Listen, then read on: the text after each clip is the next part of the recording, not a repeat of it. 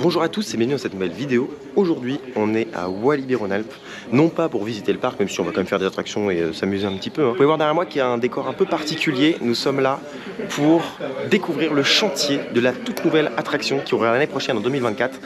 Ça va être très très bien.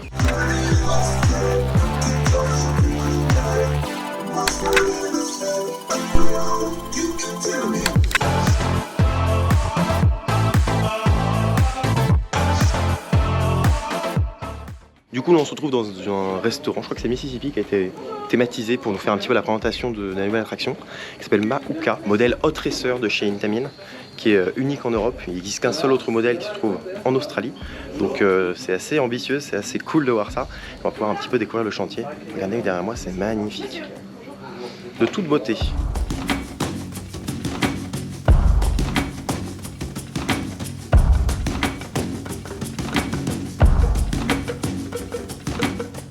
Derrière moi, vous pouvez voir deux panneaux, un ici et un qui est là-bas. C'est les concept art de la nouvelle attraction, de la nouvelle zone, parce qu'en fait c'est une extension de la zone où il y a actuellement petits jeux aquatiques, etc. Là où en fait il y avait le parc aquatique avant. Et ça a été réalisé par Fabien Manuel, les concept art. Voilà. Très très talentueux Fabien Manuel, hein. C'est incroyable.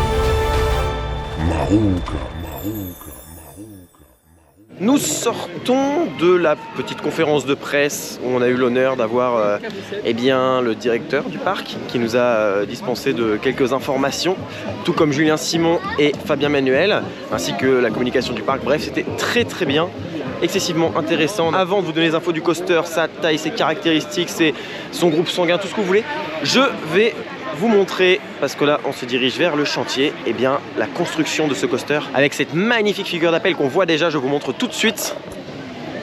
Magnifique, de toute beauté cette figure d'appel, je la trouve somptueuse. Et puis ce single rail, ça fait vraiment un effet lasso dans la zone qui est vraiment pas désagréable. Visuellement c'est un rail très beau, c'est un peu comme on a les rails B&M, donc Bolliger et Mabillard, un constructeur par exemple d'Osiris, qui a des rails très spécifiques, très jolis, juste par leur forme de rail.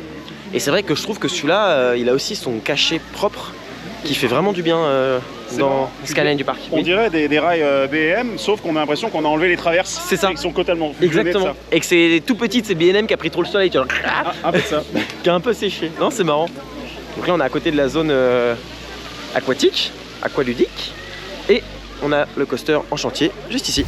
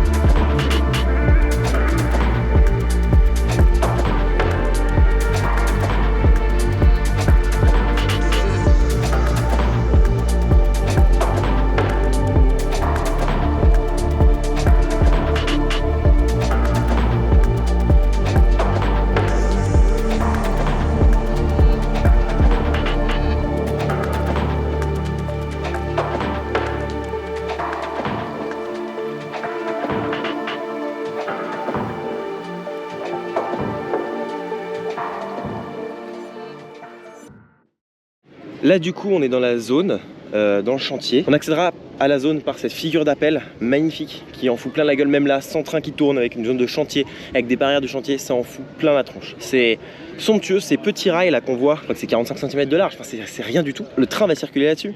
Alors il y aura 2 trains de 9 passagers et c'est des trains uniques, c'est-à-dire que c'est des wagons uniques, c'est-à-dire que vous êtes tout seul dans votre wagon. Donc ça c'est assez intéressant du coup, parce qu'on sera tous l'un derrière les autres. L'attraction elle va atteindre 67 km/h.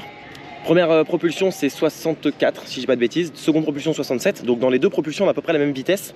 Et ça c'est intéressant aussi parce qu'en général on a une montée en vitesse, c'est-à-dire que là j'avais peur qu'on ait sur la première portion 40 km/h et sur la deuxième plutôt 60 et quelques. Là l'avantage c'est qu'on a quasiment la même pour les deux, donc c'est cool, on aura des bonnes propulsions. Là l'idée en fait c'est de faire une montagne russe qui n'effraie pas les gens. Dire que les gens vont pas se pointer devant en disant ah c'est trop ou quoi. On n'essaie pas de faire peur aux gens avant de monter dedans. On veut au contraire qu'ils montent dedans, qu'ils se disent bon, c'est un petit truc ça va, et qu'au final ils soient surpris et ils aient des sensations de ouf. Là on va quand même avoir plusieurs airtime, il y a 13 airtime, alors les trucs c'est vraiment très proche de zéro hein. Les airtime c'est quand vous vous soulevez du siège, vous avez le bit qui se soulève un peu. Quand vous êtes proche de zéro ça se ressent pas trop, on flotte un peu, c'est marrant. Mais là on va atteindre quand même des moins 1,1 G, ce qui est très très bas sur toute la tige. Je crois que le maximum c'est moins 1,1, moins 1,2. Là on est sur un coaster beaucoup plus mignon, beaucoup plus gentil sur l'aspect, mais qui dans les faits va procurer des airtime quasiment aussi intenses que sur Toutatis. Donc ça c'est cool. On a, alors il y en a un petit peu moins là-dessus, mais on a un parcours qui est hyper sinueux, mais vraiment sinueux, un truc de malade. Donc vraiment ras du sol, des petites bosses, des changements de direction, des inversions, il y en a 3. Il y a donc la première inversion sur la figure principale, parce que le premier passage c'est une inversion, le second passage c'est un top hat où on est éjecté un peu sur le côté. Et puis on a évidemment d'autres inversions. La seconde inversion va s'effectuer au-dessus de la sortie de gare, avant de rejoindre la deuxième propulsion. Donc c'est cool parce qu'on a une petite inversion, clac, on enchaîne la seconde propulsion. Et une fois qu'on a fini tout le parcours, juste avant la zone de frein, on arrive avec une inversion qui est une Earthline Roll, comme on a par exemple sur Velocicoaster. Bon après ça va être différent, on n'a pas la même vitesse ici, on n'a pas les mêmes trains, voilà. Très très différent, mais sur le principe ça reste la même inversion. On a quand même des caractéristiques gentilles, 18 mètres de haut, 67 km/h de vitesse maximum, mais quand on regarde dans les faits, dans les G, parce qu'on a vu le tableau des G, etc., on se rend compte qu'il y a vraiment un gros potentiel, à savoir que les G latéraux là vont être un peu plus mignons par contre sur ce type d'attraction là. On n'a pas des G latéraux trop violents. C'est une montagne russe, elle existe qu'en un seul exemplaire, elle est à Sydney, alors c'est pas du tout le même parcours, c'est juste le même principe. Et là c'est le deuxième au monde, avec une machine aux caractéristiques gentilles, un visuel très élégant mais gentil aussi, pour au final peut-être nous en foutre plein la gueule. Ça c'est ce qu'on espère. Le but c'est de dépasser Mystic dans la notation des visiteurs, parce qu'aujourd'hui Mystic est premier, Timber est deuxième dans les attractions préférées des visiteurs. L'idée c'est que ça soit la première. Concrètement on est dans la gare. Il y a la table de transfert qui permet de translater les rails pour faire rentrer ou sortir des trains sur le parcours. Et puis on a la zone de frein, à savoir que la zone de frein, la zone de gare et les deux zones de propulsion possèdent des moteurs qui propulseront les trains, mais c'est des moteurs à roue de friction. Ce sont des simples roues qui, comme des roues de voiture, c'est des pneus en fait, reliés à des moteurs électriques qui vont tourner et faire accélérer le coaster et même freiner. Ils vont calculer la vitesse du coaster juste avant l'arrivée sur les freins. Les roues vont se mettre à tourner à la vitesse quasiment exacte du coaster. Ça va récupérer le coaster et freiner petit à petit. Ça, je trouve ça génial. Donc là, voilà, vous voyez, on a le premier launch. J'ai touché le rail, j'ai fait me brûler. Il fait une chaleur à crever, hein, ça on dirait pas, mais premier launch avec, vous voyez, les trous, les emplacements pour les moteurs. Et je crois qu'au total sur le coaster, c'est une 60aine de moteurs qui sont utilisés. Je suis entre les deux propulsions. Voilà. Ici, vous avez la première propulsion qui sort de gare, première propulsion, figure d'appel. On fait une partie du parcours. On arrive par ici, clac, on passe par-dessus. On fait le virage, boum, deuxième propulsion, figure d'appel, et après on termine le parcours. C'est hyper impressionnant. Ces zones de propulsion, elles sont dingues, elles sont côte à côte, c'est hyper beau. Et que tout soit fait avec des pneus, je trouve ça génial. Freinage, accélération, circulation des véhicules dans la gare, je trouve ça vraiment génial. J'adore le concept, moi j'aime toute la technique, vous savez. Et le côté voilà, moteur qui fait ça, j'aime bien, je trouve que ça change, même pour les freinages. Ça qui est le plus impressionnant, c'est pour le freinage. J'ai hâte de le voir en action, voir un petit peu ce que ça donne. Il y a très peu de coasters qui freinent avec les roues de friction. Sur Toutatis, par exemple, le coaster freine avec des freins magnétiques. Et une fois qu'il arrive sur les roues de friction avec une très faible vitesse, là, les roues de friction le récupèrent. Mais là, il va arriver, je sais pas à combien il arrivera, mais j'ai peut-être 40 km/h, 35 au moins, 35-40, j'en sais rien, j'en sais strictement rien. Mais il va arriver avec une certaine vitesse, une certaine énergie. Je trouve ça génial. Je vous rassure, c'est hyper sécure. Hein. Ça n'enlève rien à cet aspect-là, mais je trouve ça absolument génial. Et s'il y a une panne de courant, que les roues s'arrêtent de tourner, bah, le train il arrive, il freine quand même dessus. Ça va juste être un poil plus violent. Mais il freinera dessus quand même. Ne vous inquiétez pas, tout a été réfléchi. Pour la partie thématique, on a donc Fabien Manuel qui a fait donc, toute la storyline, designé la zone, les concept art et tout. Ça pareil, c'est somptueux. Et pour tout ce qu'on a vu là, c'était vraiment très alléchant. On est sur une histoire, en fait, on a des jeunes archéologues qui sont étudiants, qui découvrent un temple, et qui est un temple abandonné, et qui, en allant titiller un petit peu quelqu'un qu'il fallait pas titiller, il déclenche un séisme. À ce moment-là, le responsable de ces étudiants dit bon, vous arrêtez tout, vous rentrez. Et eux ils disent non, on rentre pas. Et en fait, ils restent et ils ouvrent le site au public. Et c'est pour ça qu'on se retrouve ici. Ce qui est génial, c'est que c'est donc partie de la zone Exotic Island. Et le truc que je trouve incroyable, c'est qu'on a vraiment un design qui est superbe. Là où il y a l'inversion au-dessus de la sortie de gare, on est entre deux temples qui se sont séparés à cause de la faille, donc on passe à travers.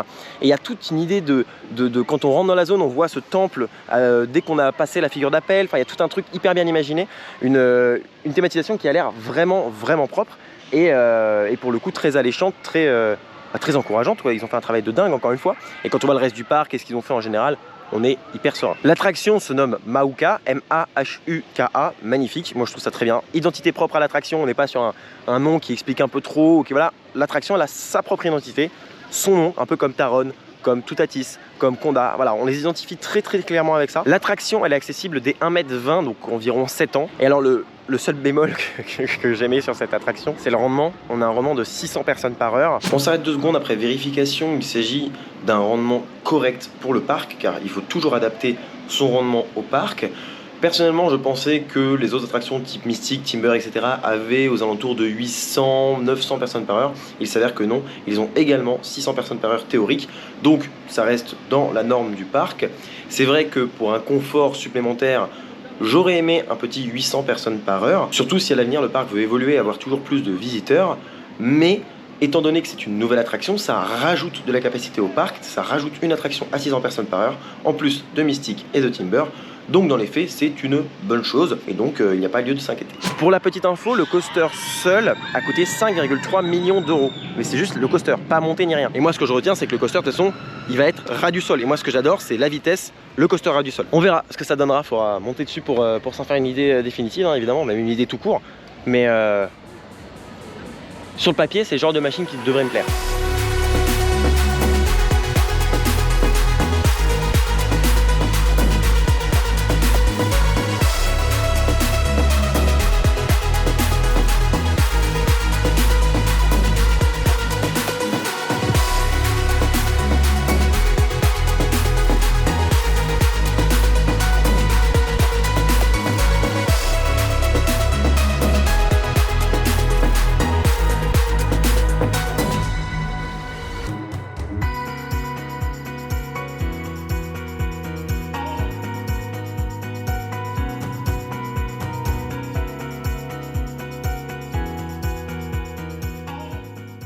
Là on se retrouve donc en rond où on était tout à l'heure pour déguster des petites choses. On est voilà, un petit cocktail dînatoire en gros.